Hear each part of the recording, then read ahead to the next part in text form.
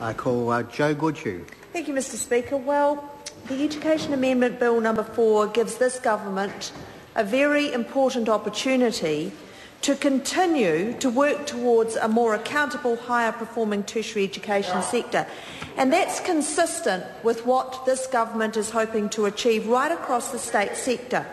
We are absolutely focused on getting better value for every dollar, not our dollars, but the dollars of every taxpayer in New Zealand, and we take that very seriously, unlike the previous government who squandered that money as if it was coming off a tree. Somebody was printing that money and it wasn't coming out of the real live pockets of New Zealand taxpayers. So we're going to get better value for every dollar spent, and it's time to put a little bit of truth, a little bit of perspective into the argument and actually talk about some of the stuff that is already happening in the tertiary education sector. So to set the scene, we're funding almost 3,000 extra university places over the next 2 years, with a stunning 119,000 total university places in 2011. That's absolutely stunning. It's never been as high as that before. But also we're funding 16,500 more places in tertiary education than in 2008 under the other lot. They're quiet now. I wonder why. It's because, in fact, they can't refute this. This is the facts rather than the rhetoric. It's time for the facts. International education, I hear some agreement about our plans for international education coming from opposition parties. It is worth close to $2 billion to this country, so it is important that this bill actually deals with it. I just want to spend a very short time talking about the reason for some of the provisions in this bill. The tertiary education side of things, where we're looking at the Minister being able to issue directions on student services fees. Why would that be? Well, actually because there is a creeping unease amongst the students and those of us watching when we see an average levy increase by 102% between 2009 and 10 across all universities. That's 194 to 392. But it's an increase by stealth. It's not really for what they say it is, actually. So the Minister has decided to rein this in. Let's make sure we know what those fees are for, that they are for a specified reason, that they can be asked to be in a separate audited account, that the categories for student services need to be made available. So this is about transparency, something this government really values. Transparency, actually. And if you look at the regulatory impact statement, you can see why we have to do it. The government currently has no powers to control the amounts that tertiary education providers may charge as compulsory student services fees. There is a risk without such controls that there is very little incentive for providers to prioritise the services they deliver and to deliver them really efficiently. I can tell you the state sector is getting a very clear message from this government that when they spend taxpayers' money, they need to do it efficiently, they need to get absolute value for money, and this bill is a continuation of that requirement, and most certainly the message is getting out there. And you know what? My constituents say they like that. They like the fact that this government demands value for money. At every turn, demands value for money, and they understand when this government says that's nice to have but not necessary. This bill will be a good bill. I will enjoy hearing from the submitters in the Select Committee, and I commend it to the House. Call Kelvin Davis. Speaker, the previous Speaker mentioned that we'd gone quiet on this side of the House, and that was because we'd all fallen asleep, although I have to admit it was like being lulled to sleep by the Wicked Witch of the West with that gnarly voice.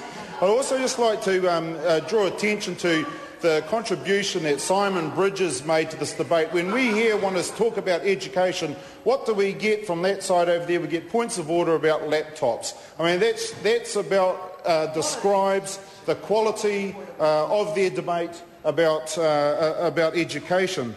I do have to commend, though, the Minister of Tertiary Education, because I see here from a press release of his, the 6th of April 2011, when the headline is Combined International Education Agency to Boost Sector. I won't read it all, but I'll get to this paragraph. He says, "We have in New Zealand excellent schools, well-respected universities, institutes of technology and private providers."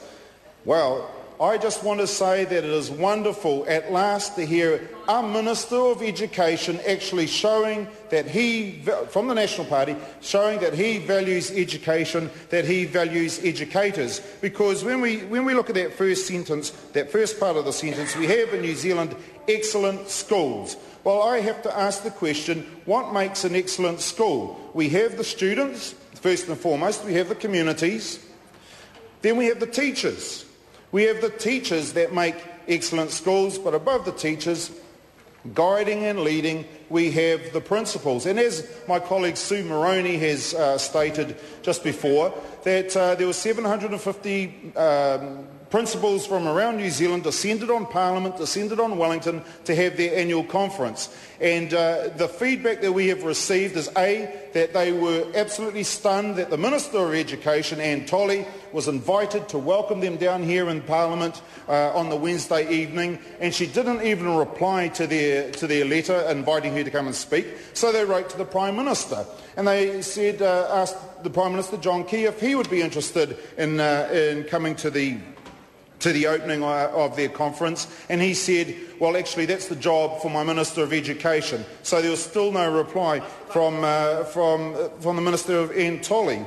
And I received today an email from a principal, a friend that I went to Teachers College with, who was at that conference. I won't say his name, but I invite anybody here who wants to come and see it later to show that it is actually a genuine email. It says, "Greetings. It was good to catch up at the Beehive last week. I'm pleased that there are people like yourself with common sense kicking around Parliament." I like what Sue Moroney talked about. Sue Moroney being our education spokesperson and a woman who does speak sense when it comes to education. But here we get to the sad part. Unfortunately, I was disgusted by the Minister on Saturday and her comments following her address to the conference, calling NZPF a one-issue political lobby group that has never brought anything positive to the table is offensive and shows her total lack of any thought of negotiation or discussion. Anne Tolley obviously believes she knows best and is not even willing to talk to anyone else. I despair at where our education system is heading with her trying to lead change. Maybe it is time I gave it away. So here's a principal so disillusioned with the direction of education in New Zealand that he's considering giving the game away. Maybe this time I gave it away and did something else. I do not want to be forced to implement such a terrible system that National Standards offers. Thank you again to you and your colleagues for your hospitality. But here's a clincher. Here's a clincher, everybody. I have never voted Labour in my life, he says. But in the coming elections, will be doing so. National no longer represents what I believe in for the future of New Zealand. Keep up the good work, and let me tell you now, Dr. Paul Hutchinson, it is a principle from his electorate, and he needs to be concerned because the tide is turning when it comes to educators. So, Mr. Chair, that there is indicative of how the people in the sector are feeling about the direction that education is going in New Zealand.